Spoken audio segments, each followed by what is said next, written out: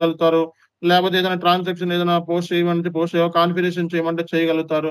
ఒక ఇష్యూని టాకిల్ చేయమంటే చేయగలుగుతారు.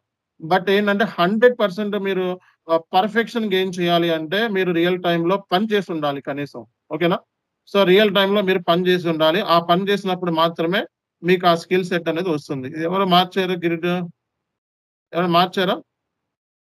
సో, వైట్ నాది కనబడుతుందా? వైట్ స్క్రీన్ కనబడుతుందా నాది? ఒక్క నిమిషం అండి. గ్రిడ్ మోడ్ నుంచి అలా మార్చినట్టున్నారు. సో, కాబట్టి రియల్ టైమ్ వేరు అండ్ లెర్నింగ్ వేరు. లెర్నింగ్‌లో ఏంటంటే మీకు ఒక రియల్ టైమ్ కావాల్సిన సరుకనేది దొరుకుతుంది. బట్ రియల్ టైమ్‌లోకెళ్ళిన తర్వాతే మీరు ఆ రియల్ టైమ్‌లో ఉన్న పర్ఫెక్షన్ అనేది అటైన్ చేయగలుగుతారు. ఓకే. మన ట్రైనింగ్ ద్వారా ఒక ఇంటర్వ్యూ క్రాక్ చేసుకునే స్కిల్ సెట్, ఒక జాబ్‌కెళ్ళినప్పుడు మీరు ఎంతో కొంత వర్క్ చేసుకునే స్కిల్ సెట్ వస్తది. And certain amount of salary మీ క్రె మీ మీ బ్యాంక్ అకౌంట్‌లో పడిన తర్వాత మీకు ఆటోమేటిక్‌గా మీకు తెలివితేటలొచ్చేస్తాయి. నెక్స్ట్ ఏం చేయాలి అన్నది. సో, ఎవ్రీ మంత్ రూ. 1,00,000 పడుతుంది అంటే మీరు ఎలా సర్వైవ్ అవ్వాలనేది నేను చెప్పాల్సిన అవసరం లేదు. మీకే తెలిసిపోతది. కాబట్టి దాని గురించి ఎక్కువగా మనం వర్రీ అవ్వాల్సిన అవసరం లేదు. సర్వైవల్ అనేది అవుతారండి. 100% అవుతారు. బట్ ఏంటంటే కొంచెం మీ సైడ్ నుంచి కూడా చాలా ఎఫర్ట్స్ పెట్టాలి. ఇనీషియల్ స్టేజ్‌లో మరి ఐటీలోకి స్విచ్ అవుతున్నాం. నాన్ ఏసాపీ నుంచి ఐటీలోకి స్విచ్ అవుతున్నాం కాబట్టి, సో, కొంచెం మన ఎఫర్ట్స్ ఎంత ఎక్కువ ఎఫర్ట్స్ పెట్టి ఎప్పుడిచ్చిన టాస్క్‌లు అప్పుడు కంప్లీట్ చేసుకొని, ఎప్పుడిచ్చిన వర్క్ అసైన్‌మెంట్స్ అప్పుడు చేసుకుంటే ఎస్‌జేపీ, ఎస్‌డీ కోర్స్ చాలా సులభంగా అయిపోతుంది.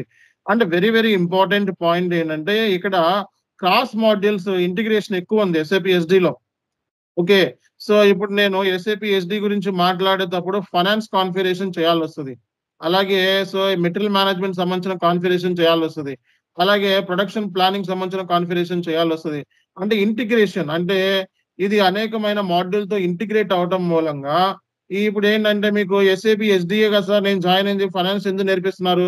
అలాగే మెటీరియల్ మేనేజ్‌మెంట్ నాకెందుకు నేర్పిస్తున్నారు? అనే మైండ్ సెట్ మీకొస్తది. ఎందుకంటే సో, ఇక్కడ ఫస్ట్ పాయింట్ అర్థం చేసుకోవాల్సింది ఇది ఇంటిగ్రేషన్. ఇవన్నీ ఫైనాన్స్ లేకుండా ఎస్‌డీ రాదు. మెటీరియల్ మేనేజ్‌మెంట్ లేకుండా ఎస్‌డీ రాదు. ఫర్ ఎగ్జాంపుల్ ఎలా సార్ ఫైనాన్స్ లేకుండా ఎస్‌డీ ఎలా ఉండదు అంటారా? ఫర్ ఎగ్జాంపుల్ చూడండి ఇప్పుడు ఎస్ఏపీలో కంపెనీ క్రియేట్ చేయాలి ఫస్టు. కంపెనీ కోడ్ క్రియేట్ చేయాలి. సో, కంపెనీ కోడ్ అనేది ఫైనాన్స్‌లోనే వస్తది. ఎస్‌డీలోకి రాదు. ఇప్పుడు అది క్రియేట్ చేయకుండా ఎస్‌డీలో ఒక సేల్స్ ఆర్డర్ క్రియేట్ చేయలేవు. అవుట్ బౌండ్ డెలివరీ చేయలేవు. బిల్లింగ్ గూడా చేయలేవు. అంటే ఇక్కడ ఇంటిగ్రేషన్ అంటే ఏంటి? ఎఫ్ఐ చేయకుండా ఎస్‌డీలో ఏ పార్ట్ చేయలేవు. ఎంఎం చేయకుండా నువ్వు ఒక మెటీరియల్‌ని అమ్మలేవు. అంటే ఎంఎం సంబంధించిన విషయాలు తెలుసుకోకుండా ఒక మెటీరియల్ అమ్మాలి కదా! సేల్స్ అంటే మెటీరియల్ కస్టమర్‌కి అమ్మాల్సిందే. మరి మెటీరియల్ అంటే ఏ మాడ్యూల్ ఎంఎంలోకెళ్ళిపోయింది. బిల్లింగ్ అంటే ఏ మాడ్యూల్ ఫైనాన్స్‌లో కలుస్తుంది. సో, గూడ్స్ ఇష్యూ అంటే ఏ మాడ్యూల్ ఎంఎంలో కలుస్తుంది. అంటే ఎంఎం ఇంటిగ్రేషన్స్ ఎక్కువున్నాయి. అంటే ఎస్‌డీ, ఎంఎం, ఎస్‌డీ, ఎఫ్ఐ ఇలా ఇంటిగ్రేషన్స్ ఉన్నాయి మనకి. ఇలా ఇంటిగ్రేషన్స్ ఉండడం